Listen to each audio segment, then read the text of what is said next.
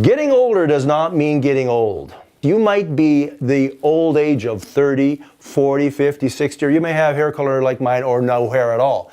The point is, you're going to get older. The age is only an indicator of how long you've lived. But because you're getting older doesn't mean you have to get old. So, what I'm starting to realize, and you might be able to relate to what I'm going to say today.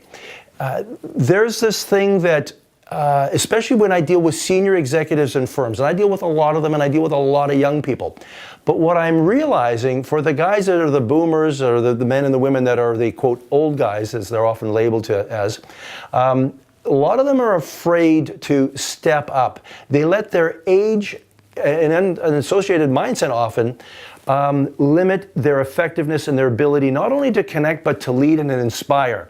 So I'm going to challenge you today in this video to look at yourself not from a point of your chronological age, but are you engaged? So rather than stepping out as you get older, what about stepping in? Stepping in with your experience, your knowledge, your wisdom, your passion, and your ability not only to engage people, to learn from you, to mentor and to coach and all that other good stuff. But what about to push the limits? Because you know what? I'm finding this as I get older. There's something really neat about drawing on all your experience and perspective and knowledge that you've acquired over, in some cases, decades, and bringing that to bear and saying, you know what? I don't agree. Yeah, I know we could do that, but what if we this? What if you stir the pot?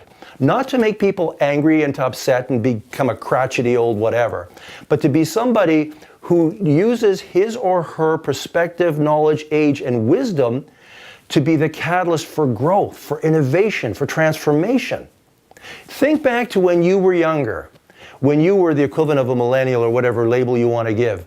I bet as you were climbing the corporate ladder or eyeing a position or a role within the company, you were creative, you were innovative, you may even been disruptive, maybe you even got fired, you got reprimanded, whatever. That's no different than the young people that I coach, for that matter, are trying to do in organizations today. Point is, we're all the same. We're looking for the same outcome.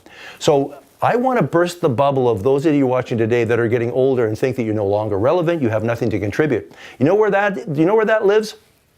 Up there only. It's in your mind.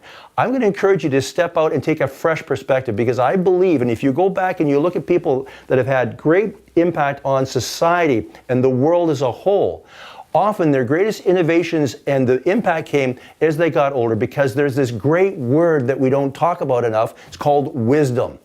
Wisdom isn't just about being smart. Yeah, being smart is important and learning and being engaged, but it's about remaining relevant. So you're getting older. Each one of you watching today are getting older. But just because you're getting older doesn't mean you have to get old.